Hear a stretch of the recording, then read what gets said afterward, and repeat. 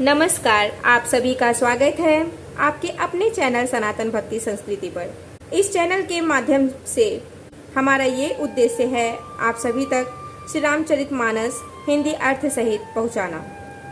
यहाँ पर जो भी त्रुटियाँ हों उसके लिए श्री राम जी से और आप सभी से हाथ जोड़कर क्षमा चाहती हूँ। दोहा नंबर 118 में है, लखन जानकी सहित तब गवनु किन्ह रघुनाथ, फेरे सब प्रिय वचन कही, लिए लाई मन साथ, हे रामा लिए लाई मन साथ। अर्थात तब लक्ष्मण जी और जानकी जी सहित श्री रघुनाथ जी ने गमन किया और सब लोगों को प्रिय वचन कहकर लौटाया, किंतु उनके मनों को अपने साथ ही लगा लिया।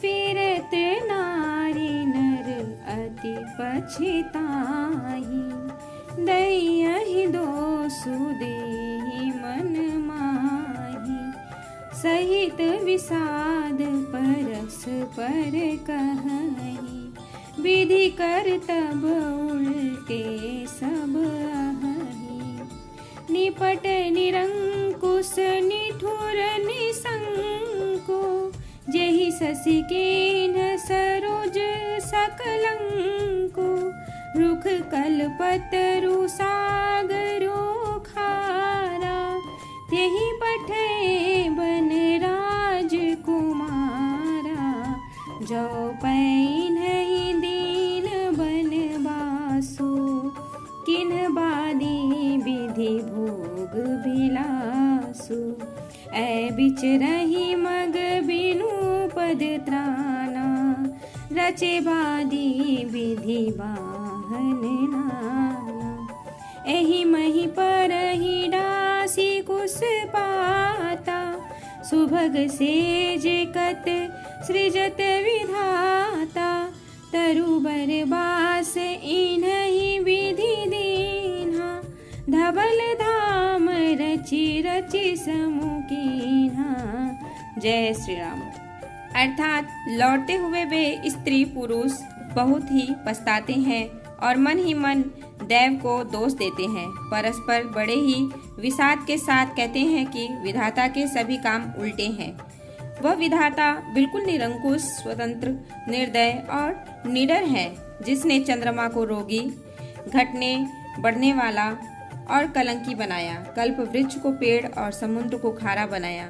उसी ने इन राजकुमारों को वन में भेजा है। जब विधाता ने इनको वनवास दिया है तब उसने भोग विलास व्यर्थ ही बनाए। जब वे बिना जूते के नंगे ही पैरों रास्ते में चल रहे हैं तब विधाता अनेकों वाहन सवारियां व्यर्थ ही रचे। जब ये कूस और पत्ते बिछाकर जमीन पर ही पड़े रहते हैं तब विधाता सुंदर सेज, पलंग और बिछौने किस लिए बनाता है। विधाता ने जब इनको बड़े बड़े पेड़ों के नीचे का निवास दिया तब उज्जवल महलों को बना बनाकर उसने व्यर्थ ही परिश्रम किया।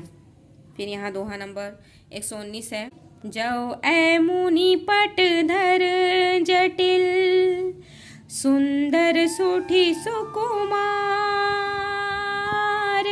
विविध भांति भूषण बसन, बादी किए करतार, हे रामा बादी किए करतार। अर्थात जो ये सुंदर और अत्यंत सुकुमार होकर मुनियों के वल्कल वस्त्र पहनते हैं और जटा धारण करते हैं, तो फिर करतार विधाता ने भांति भांति के गहने और कपड़े वृथा ही बनाए, बेकार में ही बनाया। फिर यहाँ जो ऐ कंद मूल फल खाही, बादी सुधा दियसन जग माही, एक कहीं ऐ सहज सुहाए, आपो प्रगट भय विधि न बनाए, जह लगी वेद कही विधि करनी, श्रवण नयन मन गोचर बरनी, देखूं खोजी भुवन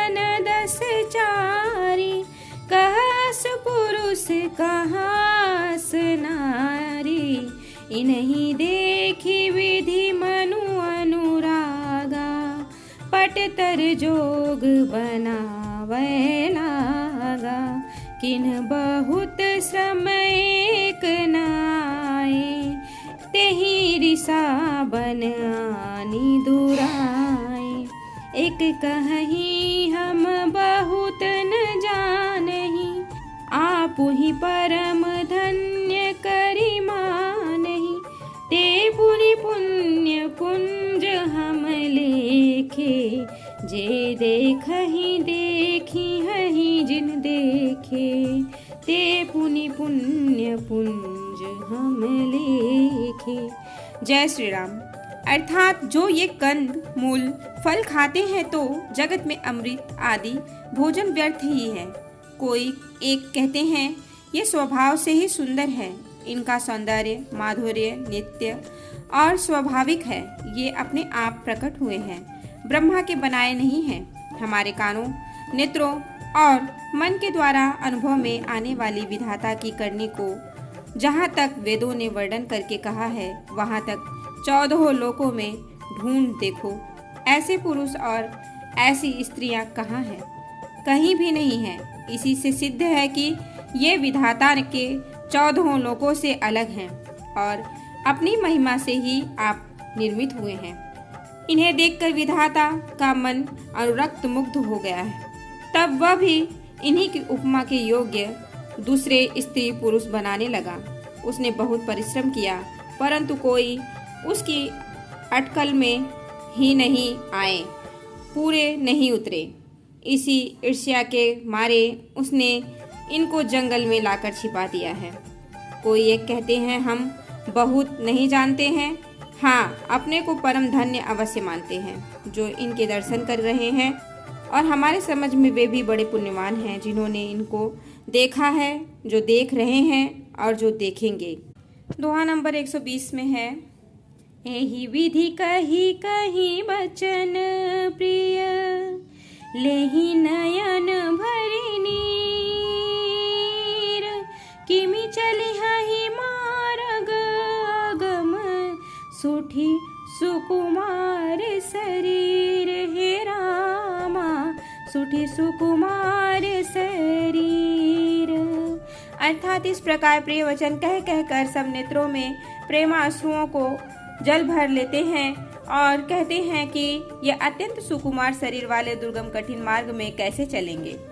नारी स्नेह बिकल बस होहि, चकई साझ समय जनु सोहि, मृदु पद कमल कठिन मगु जानी, गहबरि हृदय कहि बरबानी, पर सत मृदुल चरण अरुणारे, सकुचति महि जिमि हृदय हमारे, जो जगदीशी नहीं बिनु दीन्हा, कस न सुमन मैं मारगु कीन्हा, जो मैं मांगा पाई अविधि पाही, ऐ रखियहि सखी आखिन माही, जे नर नारी न अवसर आए, तिन्ह सिय रामु न देखन पाए,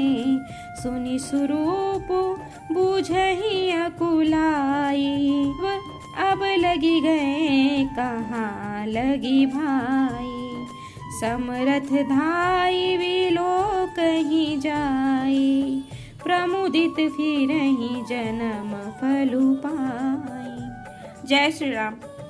अर्थात स्त्रियां स्नेहवश विकल हो जाती हैं, मानो संध्या के समय चकवी भावे वियोग की पीड़ा से सो रही हों, दुखी हो रही हों। इनके चरण कमलों को कोमल तथा मार्ग को कठोर जानकर वे व्यथित हृदय से उत्तम वाणी कहती हैं। इनके कोमल और लाल लाल चरणों तलवों को छूते ही पृथ्वी वैसे ही सकुचा जाती है जैसे हमारे हृदय सकुचा रहे हैं। जगदीश्वर ने यदि इन्हें वनवास ही दिया तो सारे रास्ते को पुष्पमय क्यों नहीं बना दिया। यदि ब्रह्मा से मांगे मिले तो हे सखी, हम तो उनसे मांग कर इन्हें अपनी आंखों में ही रखें। जो स्त्री पुरुष इस अवसर पर नहीं आए वे श्री सीता जी राम जी को नहीं देख सके। उनके सौंदर्य को सुनकर वे व्याकुल होकर पूछते हैं कि भाई अब तक वे कहाँ तक गए होंगे, और जो समर्थ हैं वे दौड़ते हुए जाकर उनके दर्शन कर लेते हैं और जन्म का परम फल पाकर विशेष आनंदित होकर लौटते। और अब मैं यहीं पे विश्राम लेती हूँ। जय श्री राम। हर हर महादेव। बजरंगबली की जय हो।